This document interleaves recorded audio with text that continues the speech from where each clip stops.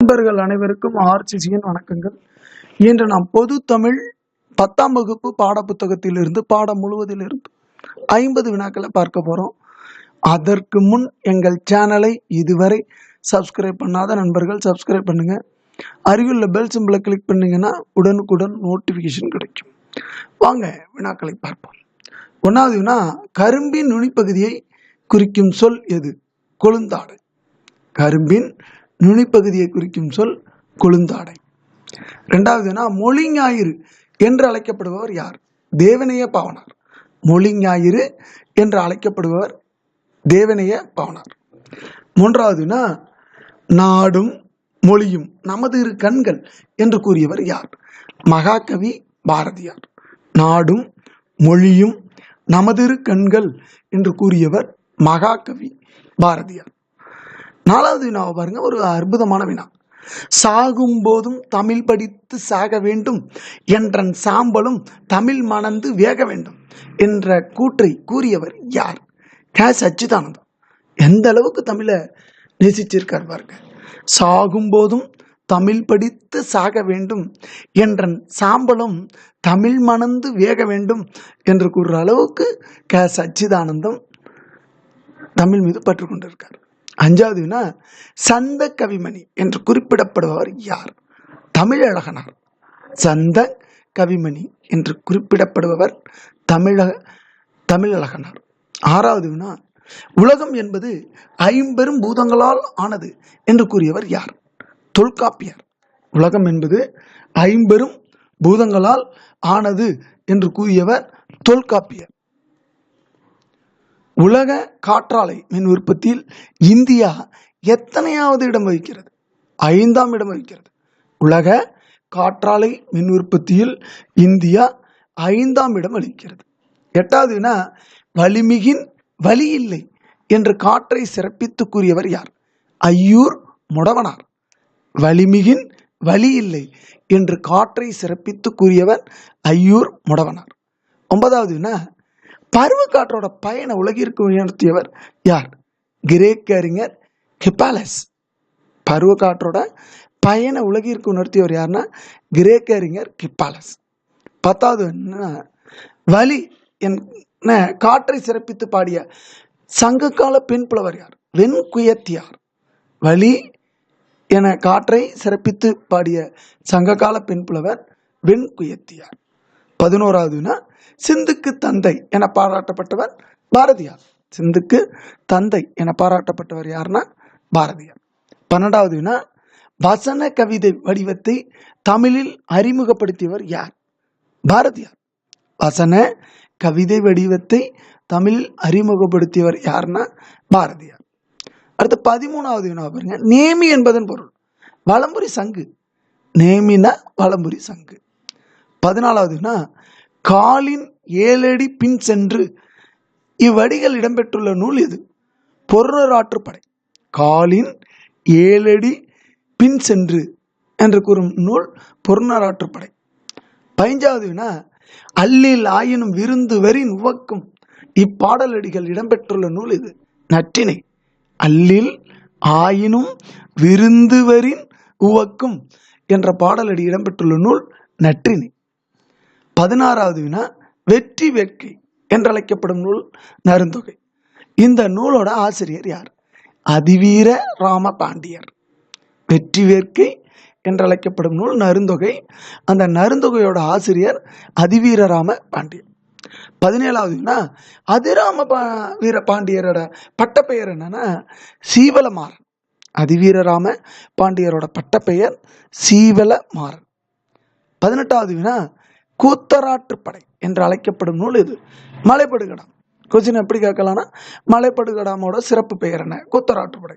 கூத்தராற்றுப்படை என்று அழைக்கப்படும் நூல் எதுனா மலைப்படுகடாம். 19வது வினா, மலைப்படுகடாம் நூலின் பாடல் அடிகளின் எண்ணிக்கை யாது? 583 அடிகளை கொண்ட நூல் மலைப்படுகடாம். 20வது வினா, பிறப்புக்கும் எல்லா உயிர்க்கும் என்னும் பொது நெறியை காட்டியவர் யார்? திருவள்ளுவர். பிறப்புக்கும் எல்லா உயிர்க்கும் என்னும் பொது நெறியை காட்டியவர் திருவள்ளுவர். 21 இயல்பான மொழி நடையை உருவாக்குதல் என்னும் மென்பொருளுக்கு என்ன பெயர்? வேர்ல்டு ஸ்மித்னு பேர். இயல்பான மொழிநடையை உருவாக்குதல் என்னும் மென்பொருளுக்கு வேர்ல்டு ஸ்மித்னு பேர். World Smith. 22 ஜப்பானில் சாஃப்ட் வங்கி உருவாக்கிய இயந்திர மனிதன் பெயர் என்னன்னா பெப்பர்.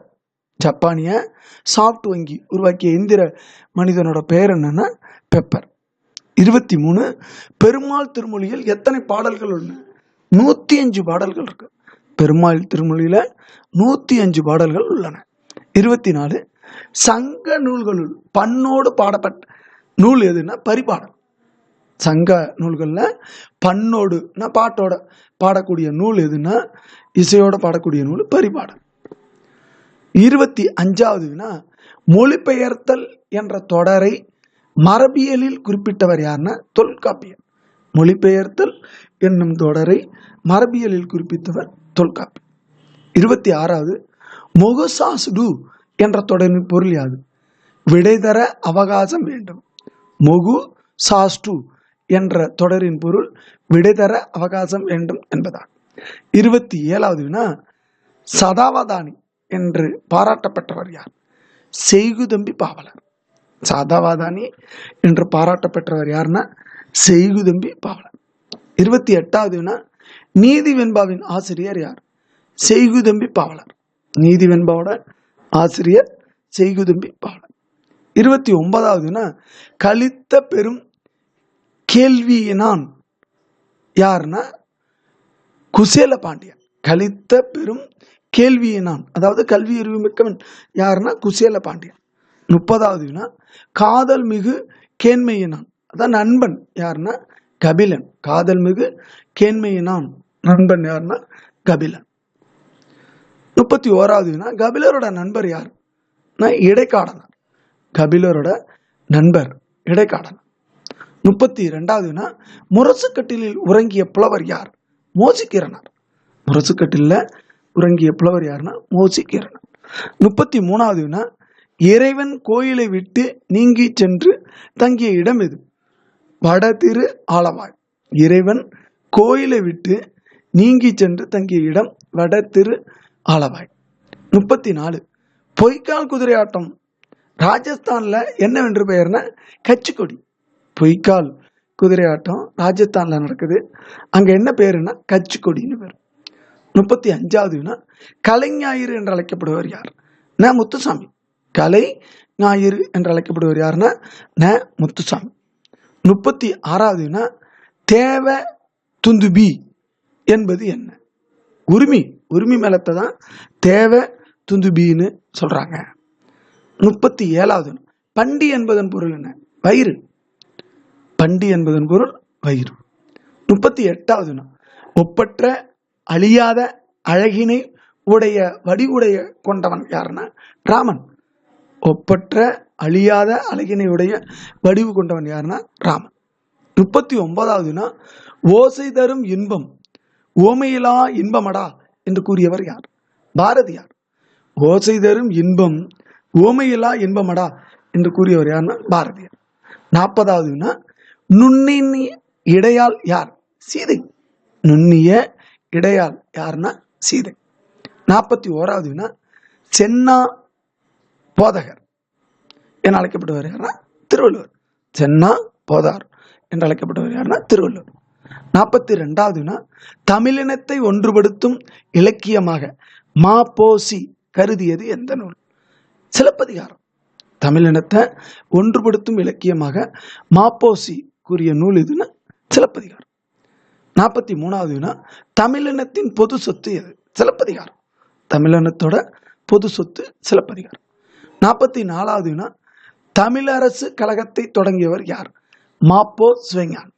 தமிழரசு கழகத்தை தொடங்கியவர் மாப்போ சிவஞான். 45வது ஏர் புதிதா என்னும் கவிதை நூலின் ஆசிரியர் யார்? கூப்ப ராசகோபாலன். ஏர் புதிதா என்னும் கவிதை நூலின் ஆசிரியர் கூப்ப ராஜகோபாலன். 46வது கோப்பரகேசரி திருபுவன சக்கரவர்த்தி என்று பட்டங்கள் கொண்ட மன்னர் யார்? 2ஆம் ராசராச சோழன். கோப்பரகேசரி திருபுவன சக்கரவர்த்தி என்று பட்டங்கள் கொண்ட மன்னர் யாருன்னா 2ஆம் ராசராச சோழன். 47வது வினா, மண்ணுள் வினைஞர் என்பவர் யார்? ஓவியர். மண்ணுள் வினைஞர் ஓவியர். 48வது வினா, கல்விற்பவர் பெயர் என்ன? வளைச்சியர். கல்விற்பவர் பெயர் வளைச்சியர். 49வது வினா, உண்மையான செல்வம் என்பது பிறர் துன்பம் தீர்ப்பதுதான் என்று கூறியவர் யார்? நல்வேட்டனார். உண்மையான செல்வம் என்பது பிறர் துன்பத்தை தீர்ப்பதுதான் என்று கூறியவர் யாருன்னா நல்வேட்டனார். 50வது வினா, கவிதை வாழ்க்கையின் திறனாய்வு என்ற திறனாய்வாளர், இந்த திறனாய்வை செஞ்சது யாருன்னா அர்னால்ட். கவிதை வாழ்க்கையின் திறனாய்வு என்ற திறனாய்வாளர் யாருன்னா அர்னால்ட். நண்பர்களே, TNPSC group 4, 2, 2A, VAO, TET, police, SI exam மற்றும் ஆர்ஆர்பி, டிஎன்பி, இபி கேங்மேன் போன்ற தேர்வுகளில் பொதுத்தமிழ் பாடம் 10ஆம் வகுப்பு புது